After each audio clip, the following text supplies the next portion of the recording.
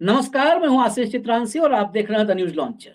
हरियाणा में किसकी सरकार, और ये समझने के लिए राहुल गांधी के प्लान की आज चर्चा होगी। वो प्लान जो हरियाणा में घुसकर, जिसको कहते हैं माद में घुसकर शिकार कर, हरियाणा में घुसकर बीजेपी की सत्ता को उखाड़ने वाला प्लान, टिकट डिस्ट्रीब्यूशन का प्लान, चुनाव कैंपेनिंग का प्लान और बीजेपी को निपटाने का प्लान। राहुल गांधी का यह प्लान, जिस वक्त सभी लोग राहुल गांधी के जातीय सर्वे की डिमांड की तरफ खाली ध्यान दे रहे थे, राहुल गांधी का यह प्लान तैयार हो रहा था और उस प्लान को एग्जीक्यूट करने का वक्त आ चुका है। उसके एग्जीक्यूशन में क्या क्या होने वाला है, हरियाणा में पूरी बाजी बीजेपी के हाथों से कैसे छीनने और कैसे पलटने की तैयारी में है कांग्रेस, इसी पर चर्चा करने के लिए हेमंत अत्री जी फिर मौजूद है हमारे साथ। हेमंत जी सीधा सवाल, ज्यादा भूमिका आज नहीं करेंगे क्योंकि राहुल के प्लान पर और हरियाणा में उस प्लान का क्या अंजाम होगा इस पर आपसे बेहतर कोई बताएगा नहीं। क्या प्लान कर रहे हैं राहुल हरियाणा में कांग्रेस के लिए, और ऐसी प्लानिंग जो बीजेपी कि जो स्ट्रेंथ है ना, उस स्ट्रेंथ पर चोट करने वाली है। सबसे बड़ी बात है स्ट्रेंथ पर चोट। क्या है ये प्लान पूरा? देखिए आशीष जी, इस बार राहुल गांधी जो भारतीय जनता पार्टी जो हरियाणा में कभी से करती आई है और खासतौर पे 10 साल से करती आई है, वो जो नॉन जाट और जाट का खेल करती है ना, उस खेल को ध्वस्त करने जा रही है। और वो खेल क्या है कि इस बार कांग्रेस पार्टी ने जो पूरे देश में राहुल गांधी अभी तक आपको नारे के तौर पे सुन रहा था कि जिसकी जितनी इस भागीदारी उसकी उतनी हिस्सेदारी, उस टाइप की बात अभी तक आपने नारों में सुनी थी, उसका एग्जीक्यूशन नहीं देखा था। हरियाणा में पहली बार वो लागू होने जा रहा है और उसके साथ भी कुछ राइडर्स है। बहुत महत्वपूर्ण चीज है वो राइडर्स क्या है कि पॉलिसी के तहत, एक रणनीति के तहत टिकटें बांटी जाएंगी। रणनीति क्या है कि पिछली बार जिन लोगों ने, मान लीजिए कोई व्यक्ति 2 बार से चुनाव हार रहा है लगातार और वो कितना ही बड़ा नेता है कोई भी, उसकी टिकट काट दी जाएगी, ब्रूटली काटी जाएगी। और ऐसे करीब करीब 15 नेता भारतीय कांग्रेस पार्टी में है जो लगातार 2 बार से चुनाव हारे। तो उसके बारे में राहुल गांधी कोई रियायत देने के मूड में नहीं है, पॉइंट नंबर 1। उसके बाद जैसे आमतौर पे हरियाणा में देखा है कांग्रेस पार्टी का पिछले कुछ समय से कि कांग्रेस ऑन एन एवरेज किसी भी विधानसभा चुनाव में 2 से 2.5 दर्जन यानी कि 24 से 30 के बीच में कहीं जाट समुदाय को टिकट देती थी। इस बार राहुल गांधी की जिसकी जितनी भागीदारी उसकी उतनी हिस्सेदारी की जो रणनीति है, उसके तहत जो जाट समुदाय की जो वोट है वो है 22.2% हरियाणा में, आपको पता है। उसी प्रोपोर्शन के आसपास वो टिकटें कहीं आपको दिखाई देगी विधानसभा के अंदर। मीनिंग देयर बाई कि जो सीट 28 से 30 होती थी वो कहीं घट के 22-23 पे आ जाए, 20 भी रह सकती है। और इसका एक ट्रेलर आपने आशीष जी पिछले लोकसभा चुनाव में हाल ही में देखा आपने। वही हरियाणा में आमतौर पे 4 कम से कम जाट समुदाय के प्रत्याशी कांग्रेस पार्टी के होते थे लोकसभा के अंदर। इस बार केवल 2 प्रत्याशी उतारे, दीपेंद्र हुड्डा और जेपी हिसार से, और दोनों के दोनों जीत गए। तो इस बार जो है जातीय समीकरणों को साधने का, instead of doing Jat non Jat, हर एक बड़े वर्ग को उसकी हिस्सेदारी उसकी संख्या के अनुपात में देने की योजना है। तो उसमें यह नहीं कि जाटों का हिस्सा काट दिया गया, नो। उसमें जिसका जो प्रोपोर्शन बनता है कि मान लीजिए 22% है, 90 सीटें हैं, तो कहीं ना कहीं 20 के आसपास बनती है, 20-21 के आसपास सीट, और उसमें भी मेरिट लागू करके। और मेरिट का गजब ये है इस बार कि राहुल गांधी ने यह भी साफ कर दिया है अपनी स्क्रीनिंग कमेटी के, आपको ध्यान होगा अलग से बैठक की उन्होंने खड़गे साहब को, स्टेट से अलग। उन्होंने कहा कि कोई सीटिंग गेटिंग का कोई फार्मूला नहीं, कंप्लीटली सर्वे बेस्ड और मेरिट बेस्ड पे काम होगा। मीनिंग देयर बाई कि जो अब जो 2 बार आ रहे हैं उनकी तो बात ही भूल जाएगी। जिनकी पिछली बार जमानत हुई थी, ऐसे मुआशे भी 27 थे कांग्रेस के, 90 में से 27 सीटों में जमानत जब्त हुई थी, उनका भी खाता भूल जाइए। जो सीटिंग एमएलएज है उनकी भी प्रो इनकम्बेंसी या एंटी इनकम्बेंसी है, वो स्टेट की लीडरशिप प्लस सर्वे, उस सारे को मैच करके बीजेपी को एक ऐसा अपोजिशन देने की, टक्कर देने की बात है कि उनको कोई जगह ना मिले। क्योंकि बीजेपी का फेवरेट गेम है जाट नॉन जाट, उसकी गुंजाइश ही मत छोड़ो। जब एक किसी समुदाय की या उसके प्रोपोर्शन में सीट आएंगी, यानी कि 7-8 कम होंगी, तो वो किसी को मिलेंगी भी ना। तो वो किसको मिलेंगी? वो मिलेंगी पंजाबी समुदाय को, थोड़ा सा उनके प्रोपोर्शन के हिसाब से, ब्राह्मणों को, ओबीसी को, ओबीसी पे भी खास फोकस है, और बैकवर्ड क्लास पे। जैसे मान लो रोड बिरादरी है, करनाल, कुरुक्षेत्र और ये सारी बेल्ट है, वहां आमतौर पे शिकायत रहती है कि उनको वोट टिकट नहीं मिला, और वो एक टिकट कांग्रेस का उस पूरी जीटी रोड बेल्ट में पूरा समीकरण बदल सकती है। तो इस बार रीजन स्पेसिफिक भी प्लानिंग है, क्योंकि राहुल गांधी ने प्रॉपर ब्रीफ लिया है अलग से, और उसके बेसिस पे ये सारी रणनीति तैयार की। लेकिन एक एक बात समझना होगा, जो आपने कहा जाट बनाम नॉन जाट, इसी पर बेसिकली बीजेपी की हरियाणा की राजनीति ही इस पर टिकी है और कुछ है ही नहीं है। कहते हैं अकाउंट में क्या है, तो अकाउंट में सिर्फ यही है और बाकी कुछ है ही नहीं है, इंटरेस्ट भी नहीं है, सब यही है, यही मूलधन है, यही ब्याज है, यही डिवीजन। अगर ओबीसी में ओबीसी की आबादी शायद 40-42% है हरियाणा में, जो आंकड़े बताते हैं, बिल्कुल एग्जैक्ट तो आपके पास होगा। तो अगर उसको देखें तो क्या ओबीसी इस बार 40-45 सीट टिकट मिल सकते हैं, और ओबीसी को मिलता है अगर टिकट, तब तो फिर ये नॉन जाट और जाट का नैरेटिव ही ध्वस्त हो जाएगा क्या बीजेपी का? नहीं, आपने बिल्कुल सही सवाल किया। प्रोपोर्शनेट ओबीसी भी अगर आप देखेंगे, एक तो होता है समूह और एक होता है ओबीसी के भी अलग अलग कंपोनेंट्स।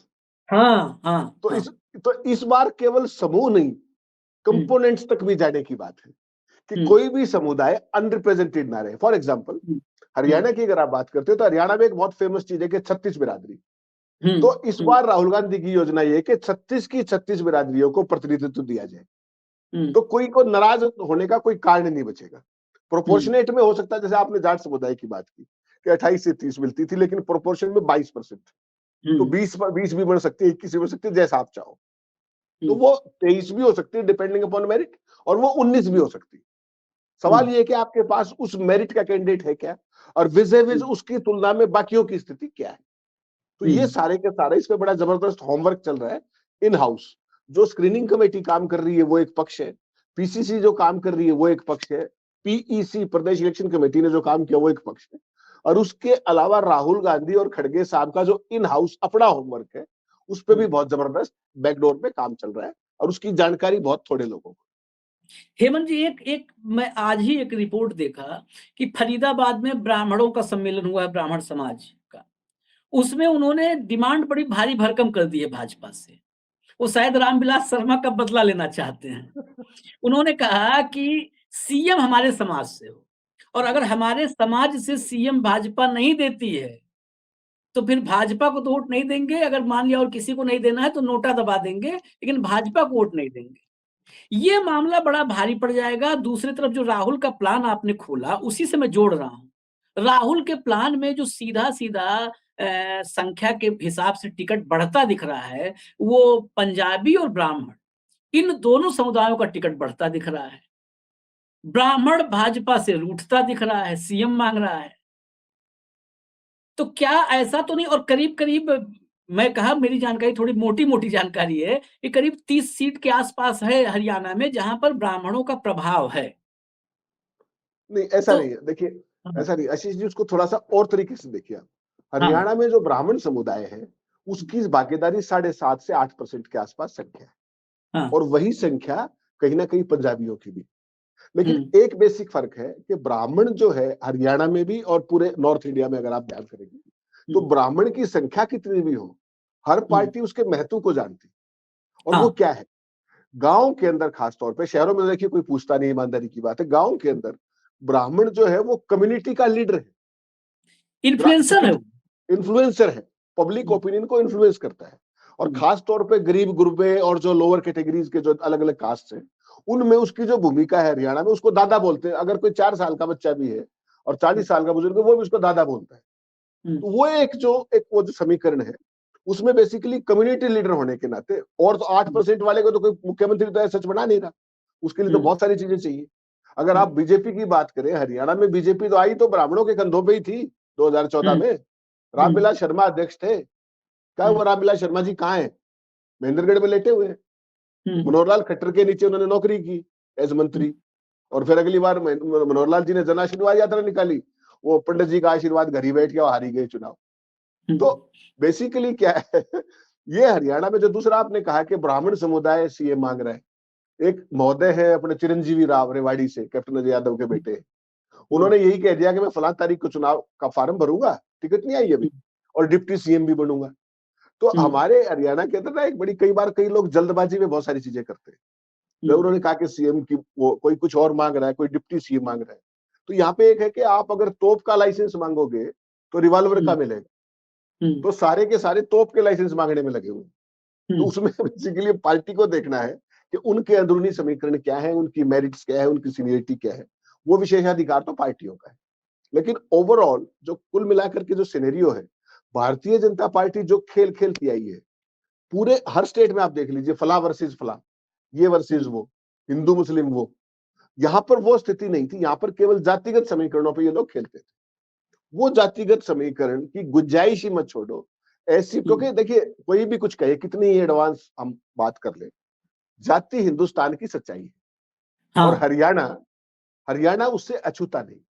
तो कहीं ना कहीं आप कितनी ही प्रोग्रेसिव पॉलिटिक्स कर ले, उसके बावजूद भी आप उस फिगर को उसको छोड़ नहीं सकते। ये है असलियत। तो उसका आप बेसिकली उसी के उस पर चलते हुए हर एक कास्ट को संतुष्ट करने की बात राहुल गांधी का। अच्छा, एक और मैं इस मास्टर प्लान का हिस्सा जो मुझे दिख रहा है, जो फॉर्मूले का हिस्सा, सीएम फेस को लेकर के कांग्रेस हाईकमान बिल्कुल खामोश है। और एक मतलब साइलेंट अगर मैसेज देखा जाए इसको पॉलिटिकली, तो मुझे लगता है इससे हरियाणा में बीजेपी बड़ी परेशान है, भीतर-भीतर परेशान है कि अगर सीएम फेस दे दे तो बीजेपी के लिए एक कम से कम एक रास्ता नज़र आने लगेगा। सीएम फेस न देने से भाजपा क्यों परेशान है?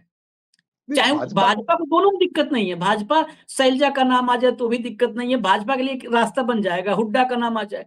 लेकिन आलाकमान दोनों को बराबर, शैलजा को भी जो सम्मान मिलना चाहिए वो भी मिल रहा है, हुड्डा को जो मिलना चाहिए वो भी मिल रहा है और भाजपा परेशान है।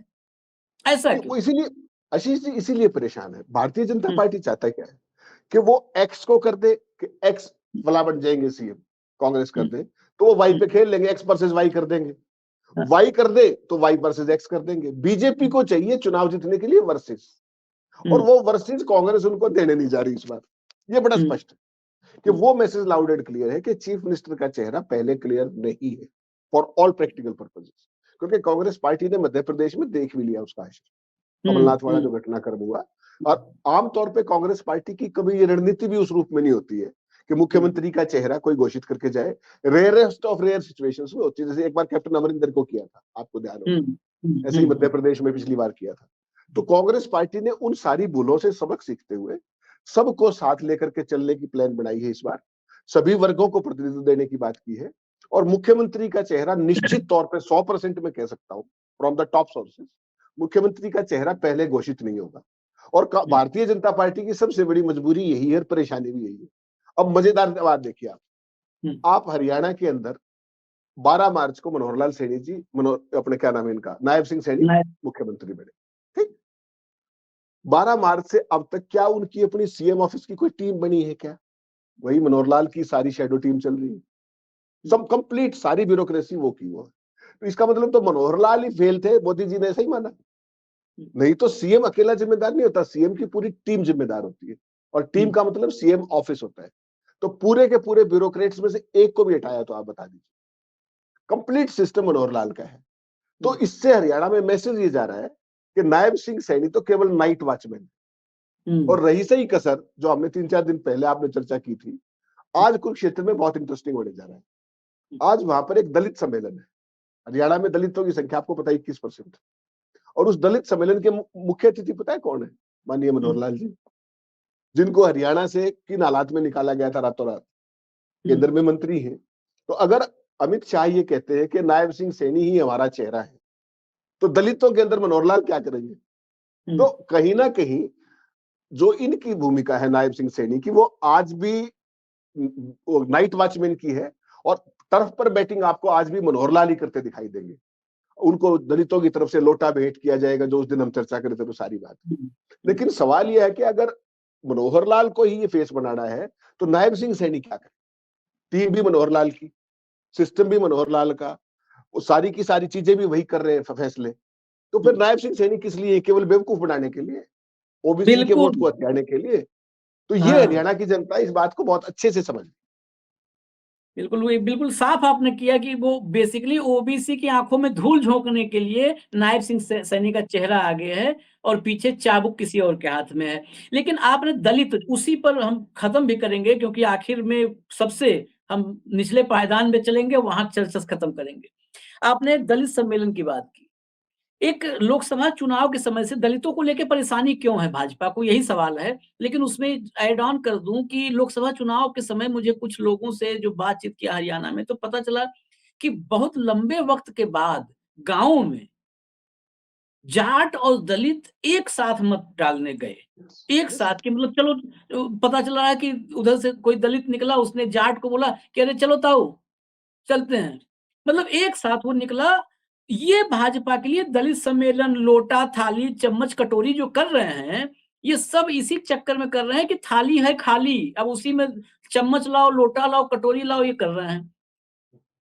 दलित के जाने से दलित और जाट ये अकेले ही अगर मुझे लगता है कि अगर ये दोनों इकट्ठा हो गए, तो यही निपटाने भर के काफ़ी हैं, भाजपा को 20 और 22 पे समेटने में काफ़ी है। नहीं तो तो इसमें क्या आपको आशीष जी, ये विधानसभा चुनाव में इसका एक्सटेंशन हुआ है या भाजपा दलितों के बीच फिर कोई भ्रम पैदा कर पाई है या कर पाएगी? नहीं नहीं, भारत बिल्कुल सही सवाल किया आपने और बहुत ही सही डायग्नोज भी किया। दलित और जाट जब तक नहीं मिलते तो लोकसभा में कांग्रेस की 5 सीट कभी नहीं आती, ये याद हुँ, रखिए। हुँ, वो एक बहुत ही फॉर्मिडेबल कॉम्बिनेशन है और हुँ, दलितों ने ऐसा क्यों किया ये भी समझने की। दलितों को ये पिछले 10 साल से बेवकूफ बना रहे थे लगातार। हुँ, चाहे पार्लियामेंट की बात कीजिए, चाहे हरियाणा की बात कीजिए। उसी का परिणाम है कि वो बेचारे उनकी बातों में आकर के वो सारा हुआ। इस बार आपने 2-3 चीजें बड़ी कंक्रीट देखी और हरियाणा के संदर्भ से भी उसको देखी। हुँ, दिल्ली के अंदर लेटरल एंट्री से कब से अपॉइंटमेंट हो रही है बैकडोर से? आईएएस हुँ, और इसकी ज्वाइंट सेक्रेटरी डायरेक्टर लेवल पे कब से हो रही है? और इस बार कभी मोदी की सरकार ने उस पर रिएक्ट तक करना उचित नहीं समझा। और राहुल गांधी ने जब कहा कि साहब आरक्षण खा गई है तो आरक्षण को बंद करेंगे और लेटरल एंट्री का उन्होंने उदाहरण दे दिया, तो हुँ, मोदी जी तुरंत दलित भगत हो गए हुँ, और तुरंत उन्होंने जितेंद्र ने चिट्ठी लिख दी, वो यूपीएससी ने 2 घंटे में उसको मान भी लिया और लेटरल हुँ, एंट्री बंद कर दी और कहा कि आरक्षण के साथ लाएंगे। बहुत अच्छी बात, देर आए दुरुस्त आए, जब जागो तभी सवेरा। हरियाणा की बात आपको बताऊंगा, आप स्तब्ध रह जाएंगे। हरियाणा के अंदर अभी अभी एक नाटक हुआ है।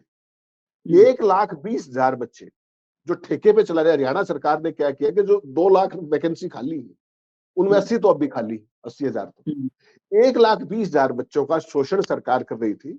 हरियाणा कौशल रोजगार विकास निगम के नाम से शोषण कर रही थी कि उनको हुँ, किसी को 18,000, किसी को 20,000, किसी को 22,000 लाइक दैट। चुनाव से एन पहले 16 अगस्त को चुनाव की घोषणा हुई, आपको पता है। हुँ, और 13 तारीख को, 14 तारीख को एक नोटिफिकेशन निकलती है कि ये सारे जो हरियाणा कौशल रोजगार विकास निगम के बच्चे हैं, इनको 58 साल तक की रोजगार सुरक्षा दी जाती है। रेगुलराइजेशन हुँ, नहीं, रेगुलर पर्क्स नहीं, रेगुलर हुँ, सैलरी नहीं, केवल सुरक्षा रोजगार की। अब आप ये जानकर स्तब्ध रह जाएंगे कि वो जो 1,20,000 है उनमें से आरक्षण कितनों को है? हुँ, 1,20,000 में तो करीब करीब 40, 45, 50,000 आरक्षण होना चाहिए। उसमें हुँ, आरक्षण का कोई पैरामीटर ही नहीं है। तो दलित इस खेल को समझ गए कि बैकडोर से भाजपाई और संघियों को घुसा दिया रोजगार विकास निगम के नाम पे और अब जाते जाते उनको उसकी सुरक्षा की भी बात करें 58 साल तक। लेकिन सवाल ये कि उसमें दलितों का कोटा कहाँ गया? तो हुँ, भारतीय जनता पार्टी जो राहुल गांधी कहते हैं कि आरक्षण खत्म कर देगी, कहीं और करेगी या नहीं? हरियाणा में तो ऑलरेडी कर रखा है। हुँ, जो रोजगार कौशल रोजगार विकास निगम, उसमें आरक्षण का कोई प्रावधान ही नहीं। पकड़ के लाते हैं, किसी को भी मंत्री का फोन आया, विधायक का आया, किसी आरएसएस वाले का आया, वही सब धंधा 10 साल से चल रहा था ठेकों के माध्यम से। फिर कौशल रोजगार विकास निगम बना दिया। तो इस बार दलितों को ये खेल समझ में आ गया हुँ, और 14 तारीख को वो सुरक्षा की बात की, रोजगार सुरक्षा की, और 16 को अब ये आपका कोड ऑफ कंडक्ट लग गया। अभी तक उनको भी जो घोषणा की थी अभी तक वो भी लागू नहीं हो पा रही है। तो दलित इनके खेल को समझ चुके हैं। हरियाणा में खास तौर पे जो आरएसएस ने पिछले 10 साल में गदर मचाया है कि किसी कायदे कानून, आप तो कहते हैं संविधान, हुँ, संविधान बदल देंगे। मैं दूसरी बात कहता हूँ, ये संविधान को मानते ही नहीं। संविधान की कौन सी धारा को मानते हैं बताइए? हुँ, आप 1,20,000 बच्चे भर्ती कर दिया आपने और उसमें कहीं आरक्षण का कोई प्रोविजन नहीं है, तो ये संविधान की मान्यता है क्या? और फिर आप कहते हो कि आरक्षण में दलित जो है इनको बीजेपी को वोट भी दे इनको तो घुसने भी नहीं देंगे। वो लोकसभा में देखा आपने, वो जाग गए। क्यों? दिल्ली में जो कुछ हुआ, हरियाणा के अंदर जो कुछ हुआ, वो तो एक नजीर है। उसी के आधार पे अब भारतीय जनता पार्टी को ये समझ में आ गया कि हरियाणा में उनका कोई भी नैरेटिव नहीं चल पा रहा है, वर्सेस का नैरेटिव नहीं बन पा रहा है। और जब वर्सेस का नैरेटिव नहीं बनेगा तो बीजेपी की थाली खाली है, जैसा आपने कहा। तो सारी सूरत हाल में कांग्रेस इन सारी बातों का कंक्रीट फीडबैक लेकर के और एक इफेक्टिव अपोजिशन के तौर पे उनको उनकी जगह दिखाने जा रही है। फॉर एग्जाम्पल, कल आप बात कर रहे थे हिसाब मांगो, कांग्रेस ने 10 मुद्दों पर हिसाब मांगा दीपेंद्र हुड्डा ने। आज तक बीजेपी में किसी नेता ने हिसाब दिया क्या? आप चुनाव में किस बात पे जाते हो कि भाई मैंने 10 साल में ये किया और 5 साल में मैं ये करूंगा?